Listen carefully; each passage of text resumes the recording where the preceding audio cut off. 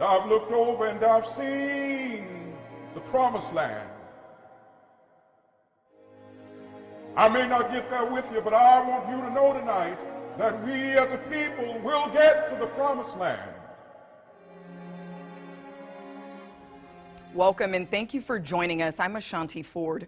50 years ago this month, civil rights leader Dr. Martin Luther King Jr. was assassinated in Memphis, Tennessee. Now today we're taking a look back on the life of the husband, the father, the minister, and the activist in his fight for equality.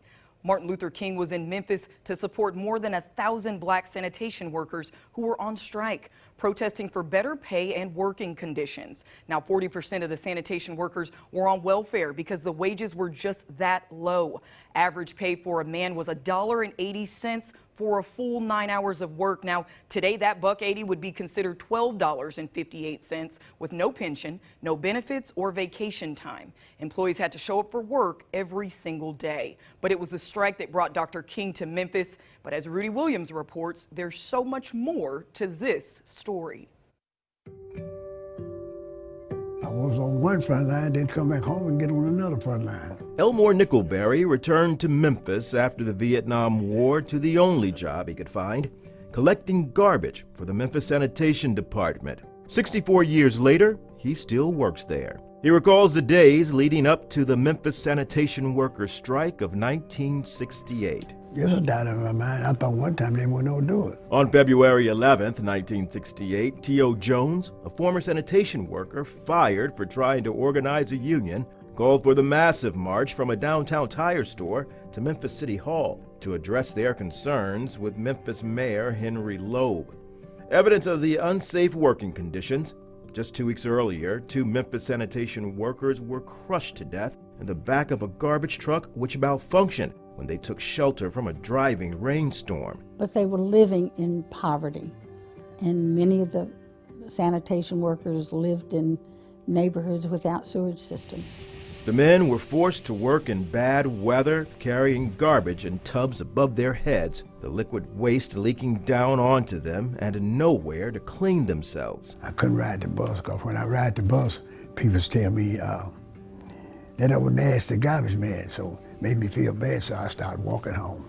February 12th, day 1 of the strike, Memphis Mayor Loeb ordered the men back to work.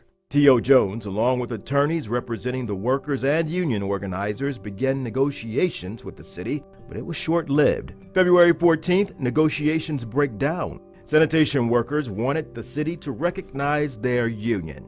The mayor refused, so union leaders urged the Memphis City Council to step in. Sanitation workers began daily marches to Memphis City Hall. Then, on March 9th, word came that civil rights leader Martin Luther King Jr. was coming to Memphis at the urging of several Memphis ministers. That made everybody feel good. We said we were going to get something done. Martin Luther King coming down. King had just kicked off what would be known as his Poor People's Campaign, a movement to improve economic conditions for all people regardless of color. March 18th, 17,000 people packed a Memphis church to listen as King called for a citywide march in just 4 days. But a snowstorm made it impossible for King to return for the march. It snowed 14 inches. With a canceled march, the city and union agreed to mediation. All of white Memphis was saying, well, see, God didn't want those sanitation workers striking. And all of black Memphis was saying, see, God's on our side. Nobody got to go to work today. On March 28th, a march led by King was interrupted by violence. Police with nightsticks and tear gas maced the men, women, and children who joined the sanitation workers. Police arrested nearly 300 people and shot and killed a 16-year-old marcher. King immediately retreated from the march. He left the city, but promised to return. Rudy Williams reporting. And Dr. King fulfilled that promise. He returned to Memphis on April 3rd, 1968. An organizer of the strike later observed that the impact of the protests reached beyond Memphis and helped sanitation workers around the country gain respect. And now last year, the city of Memphis granted each of the surviving striking sanitation workers $50,000. Now, coming up, we'll take a look back at Dr. King's final speech, now referred to as Over the Mountaintop, and hear from a woman who remembers hearing those powerful words. Stick around.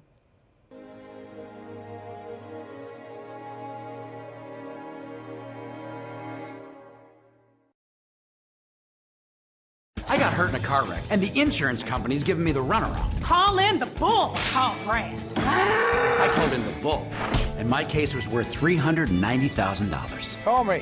It's just that easy. 1-800-241-BRAD. Visit KSN.com and click on the Pros Who Know link. Trusted businesses who stand out in their field, like AutoSmart. Our customers love our clean shops and friendly technicians at 2 locations. Pros Who Know, a variety of experts just a click away. Now at KSN.com.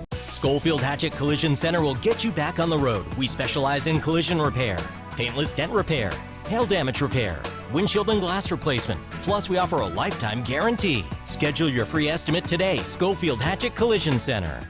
From the dusty backroads to the golden prairies, in small towns and bustling cities sprouts some of the best homegrown businesses in Kansas. Let KSN introduce you to Stutzman's Greenhouse. Keep your dollars local with this KSN Kansas Best Business. I rarely give a company 5 stars, but Mighty Movers did a phenomenal job. I cannot find enough words to describe how impressed we were with Mighty Movers. If there was a 10-star rating, my wife and I would give it to Mighty Movers. Let family-owned and operated Mighty Movers work for you with our professional full-time crews, now the most referred movers in the area. We can manage your relocation across town or across the state. Call or visit movingwichita.com. Professional, courteous, respectful Mighty Movers. Step up to the plate with KSN News 3 and cheer on the Shockers as they hit the field against the Cincinnati Bearcats. Join the excitement during KSN Night at X Stadium, Friday, May 4th at 6. Catch all your local sports action on KSN News 3. Catch Bob Lutz's weekly sports column at KSN.com. Some creepy insurance company guy said he needed to record a statement for me. I didn't trust him. When you call me and my bull, the insurance company nonsense stops. He sold my case for $850,000. Call me. It's just that easy.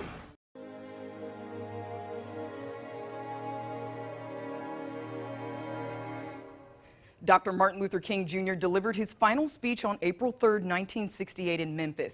And while it dealt mainly with the Memphis sanitation strike, he did touch on other issues like nonviolent protest and unity. Dr. King ended that famous speech by talking about how he might die before the mission was complete.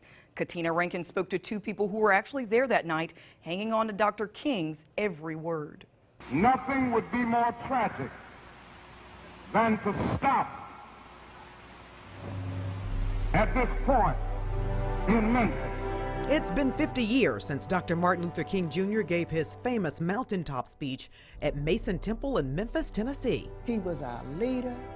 He gave us strength. He gave us motivation.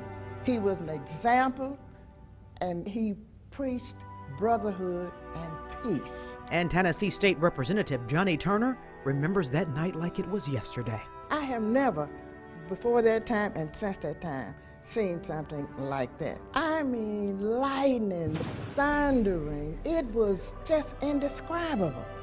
It's kind of like an omen. But Turner was determined to hear the Baptist minister that stormy night on April 3rd, 1968. It was just a feeling that you were in the presence of Dr. King and participating in a cause that was right and just. My husband and I had attended every speech that he gave. Every one of them. And when Turner and her husband pulled up to 930 Mason Street in downtown Memphis, she says it was unforgettable. We got to Mason Temple. The place was packed. We had to sit up in the balcony. Like anybody, I would like to live a long life. He mounted that pulpit. And boy, what a sermon he gave. Up to now, only the garbage men have been feeling pain. It was just something about his presence. It was something about his ability to articulate the thoughts that all of us had and didn't have the words to explain it. It was his motivation to those of us that each of us had a role to play in helping those sanitation workers get living wages. I just want to do God's will.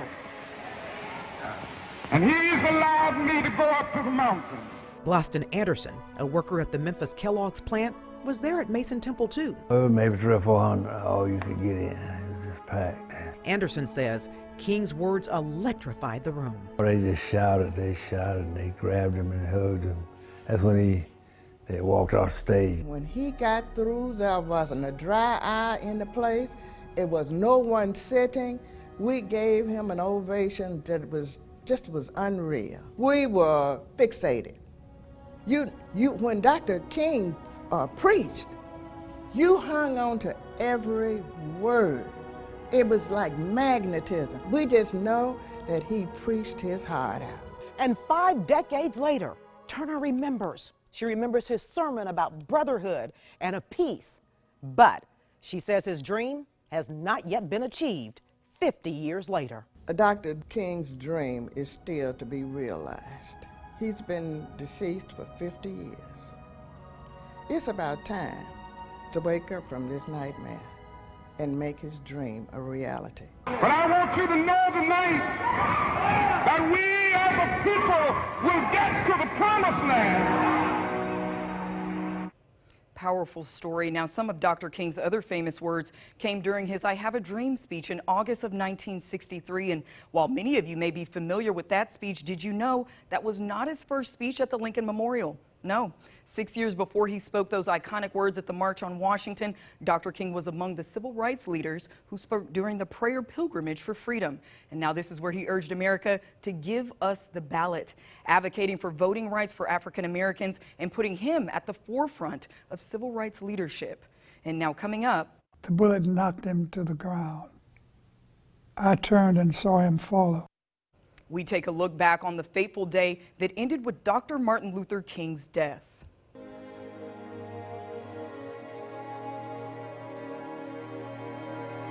At Hatchet Buick GMC, our family-owned dealerships have been here a lifetime. We are Wichita. Save on new Buicks with up to $9,000 off or buy the Hot Encore from $17,900. Hatchet Buick GMC for life. We are Wichita. Mom is the one who sang lullabies, bandaged scrapes, and loved you, even after you pushed her patience. This Mother's Day, say thanks by going to KSN.com during the Mom and Me Selfie Contest to win a gift card from Red Rock Canyon. Car accident? Devon James wins. $250,000 so Josh could get the medical care he needed. $575,000 so Aaron could get better and go to college. Devon James wins. Don't wait, call 8. There's no question, after an accident, things can get tough. At Devon James, we're here to help you move forward. Hurt in the state? Don't wait, call 8. Devon James wins. Call or text 888-8888. Has saved me a lot of money. You mean the Carrington Dental Savings Plan. Carrington provides discounts on dental care, including routine and preventative treatment, specialty care, and cosmetic care like teeth whitening and braces. The Carrington Dental Savings Plan is not insurance. It's a low-cost way to save on dental care. Plans start at just $8.95 a month. Call now. The first 1,000 callers to sign up receive a limited-time special offer. 1-800-769-4981. 1-800-769-4981. What I'm asking myself, why would you not want to do the best job possible? When someone calls us to repair a cracked, bowed, or settling foundation, what they really are asking us is to make their home complete again and give them peace of mind. When it comes to doing the right thing for your home, I make no compromises. I will not do it. A solid foundation at last. Dry Basement Foundation Repair. A solid foundation at last. Dry Basement. Submit your story, tips, and photos to reportit@ksn.com.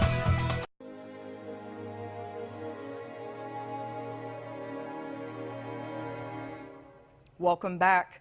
Dr. King's many supporters feared his message of nonviolence might someday result in the most tragic of ironies, an act of deadly violence against him. Even Dr. King predicted privately after the assassination of President John F. Kennedy that he too might meet the same fate.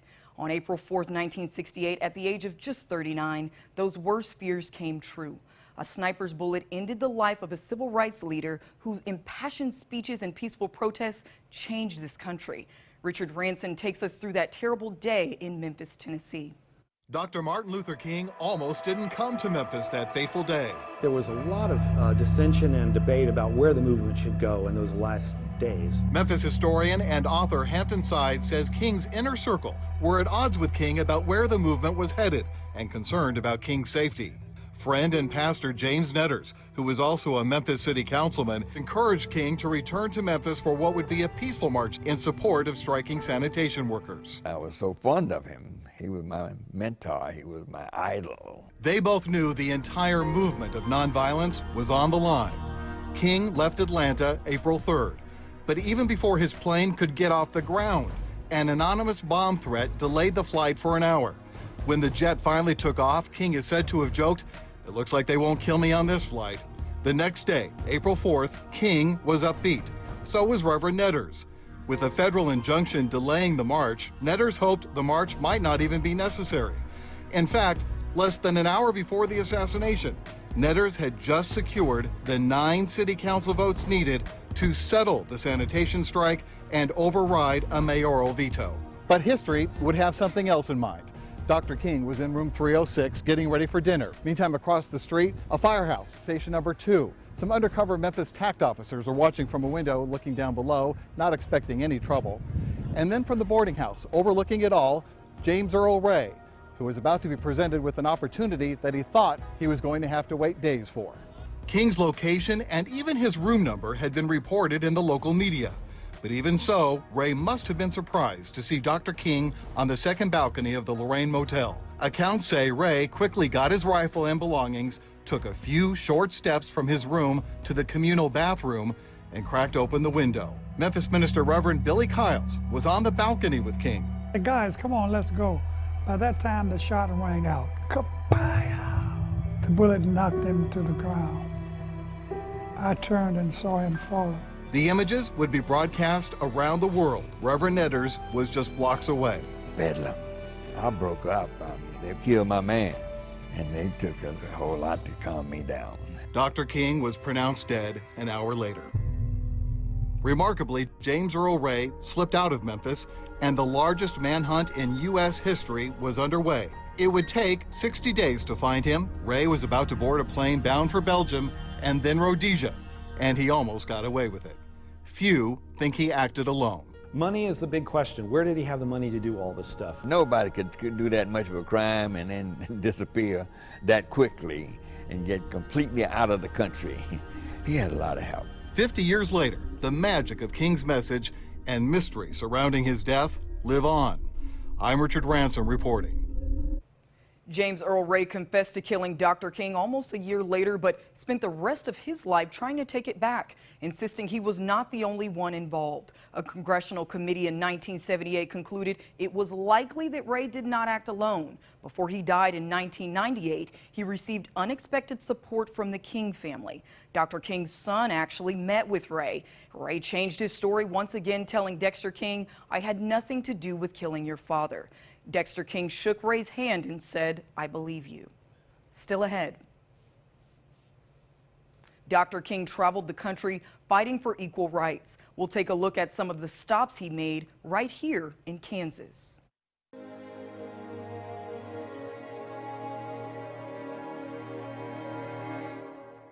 We've got it. You want it? We've got it. We've brought in your most requested brands.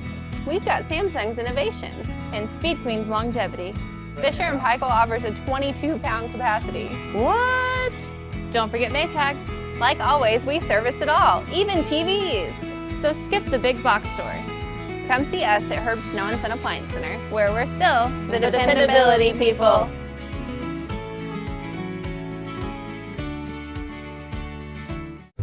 Cowley College, founded in 1922, was referred to as the Basement University. With passion to lead and vision to achieve, Cowley College has pioneered more than 95 programs, including online learning throughout the U.S. and 5 locations in South Central Kansas. Cowley Tigers are connected to a bright future with strong traditions. We are supported by our community, making memories throughout our journey. Together we learn. Together we succeed. Together we roar.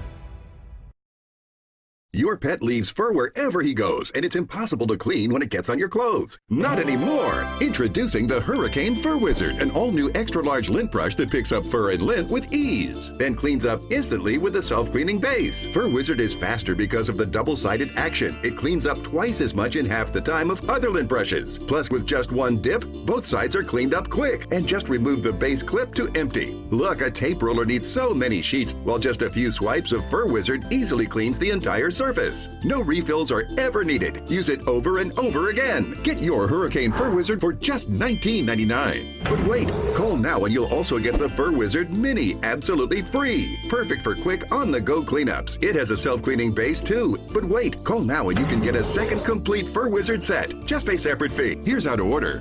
Call 1-800-261-4030 to get your Fur Wizard.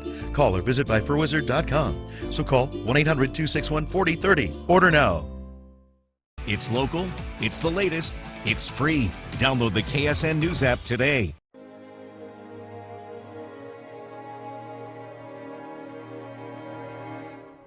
Welcome back. Less than 3 months before he was assassinated, Dr. Martin Luther King Jr. spoke in front of thousands of students, faculty, and community members at Kansas State University.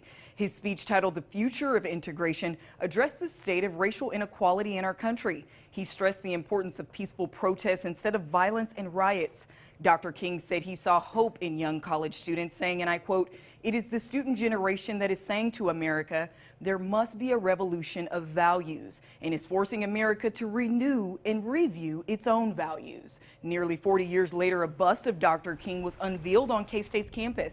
It was sculpted by Kansas artist Richard Bergen, the same man who made the Ad Astra bronze sculpture that is now on our state capitol. You can see King's bust outside of Ahern Fieldhouse. And that wasn't Dr. King's first trip to the Sunflower State. In 1960, he gave a speech at Bethel College in North Newton. There are no photos of the event, and up until 8 years ago, no one knew there was an audio recording of it. Back in 2010, Bethel College was organizing an event to celebrate the 50th anniversary of King's speech. That's when organizers learned the college didn't have a transcript or a tape of the speech, so they sent an email to alumni asking for their memories. That's where Randy Hermanson comes in. I sent an email back and I said, I think I have a tape of that lecture. Would you like to have it? Well, it was like they struck gold. It was on this barrel with a bunch of other stuff and dirt and dust, but the rats and mice never bothered it. After years of sitting in a box, audio experts were able to clean up the tape and transfer it onto a CD. And we'll be right back.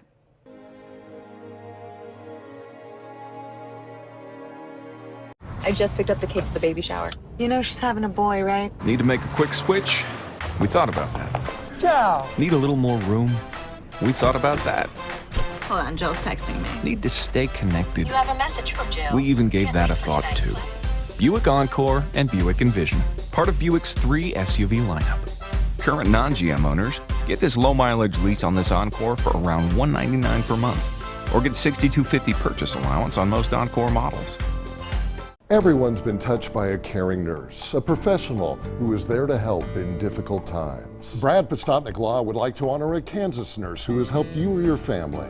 Visit bradpostotniklaw.com or ksn.com to nominate a deserving nurse. Each month, I will donate $1,000 in the winner's name to the Kansas Nurses Foundation. Let's honor our Kansas nurses. Nominate a special nurse that has made a difference in your life. Thanks to Brad Postotnik Law and Abogado El Toro. People not from around here are often surprised by Casey's Pizza awesomeness. They say they didn't know you could get the best tasting, freshest baked pizza in the world from a gas station. Please. We're the best tasting, freshest baked pizza restaurant in the world that happens to sell gas, too. This month, try our all-new made-from-scratch chicken quesadilla pizza. Casey's, famous for pizza.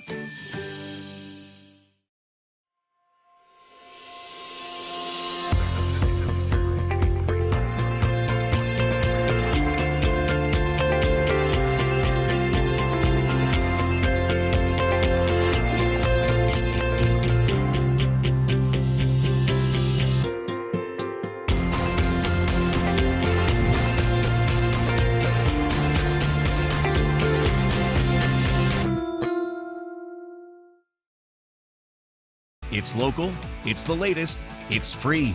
Download the KSN News app today.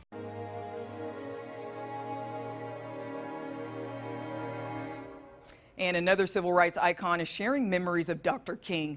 Congressman John Lewis worked closely with him to plan peaceful protests, sit-ins, and marches during the civil rights movement. KSN correspondent Bree Jackson sat down with Lewis. Walking into Congressman John Lewis's office is like walking into American history. Photographs give a glimpse into key moments, including the day Lewis, Dr. Martin Luther King Jr., and other civil rights leaders planned the historic March on Washington. And when the march was all over, President Kennedy invited us back down to the White House. He stood in the Oval Office greeting each one of us, saying, "You did a good job, you did a good job." And when he got to Dr. Martin Luther King Jr., he said, "You did a good job, and you had a dream." Lewis says as a teen, he was inspired by Dr. King's message and left small-town Alabama to join the fight against segregation. Lewis recalls the first time the two civil rights icons met. And Dr. King said, "Are you John Lewis? Are you the boy from Troy?" And I said, "Dr. King, I am John Robert Lewis." I gave my whole name. But he still called me the boy from Troy. The two formed a close bond as they led demonstrations and worked to improve economic opportunities for Black Americans. Lewis remembers campaigning in Indianapolis when he heard news from Memphis that Dr. King had been shot. I think and believe that when Dr. King died, something died in America, and something died in all of us. What do you think that was? A sense of hope, a sense of optimism. And since Dr. Martin Luther King's assassination, African Americans have been able to rise to leading roles in business, in the media, in government, and even to the White House itself. But Lewis says had Dr. King survived, race relations would be better. Do your job! Do your job! Lewis believes Dr. King would have concerns about current issues dividing our country. He would tell Mr. Trump that we can't go back, we're going forward. And he would say to him in so many words, "If you fail to take care of the people, all of the people, I will organize, I will mobilize a movement." We want change! We want change! The congressman sees some reminders of Dr. King in the recent student-led marches against gun violence. I'm so proud to see hundreds and thousands of high school students in the streets, understanding the philosophy and the discipline of nonviolence. While Lewis has seen activism like this before, he says he may never see another leader like Martin Luther King Jr. again. I'm not so sure that we will be blessed or be so lucky to witness the likeness of Martin Luther King Jr. ever again. He was one of a kind. 50 years after his assassination, memories shared, photographs on the wall, and this man helped keep Dr. King's legacy alive. In Washington, Bree Jackson. Well, that's going to do it for us. Thank you for joining us as we took a look back into Dr. Martin Luther King Jr.'s death and the legacy that he left behind.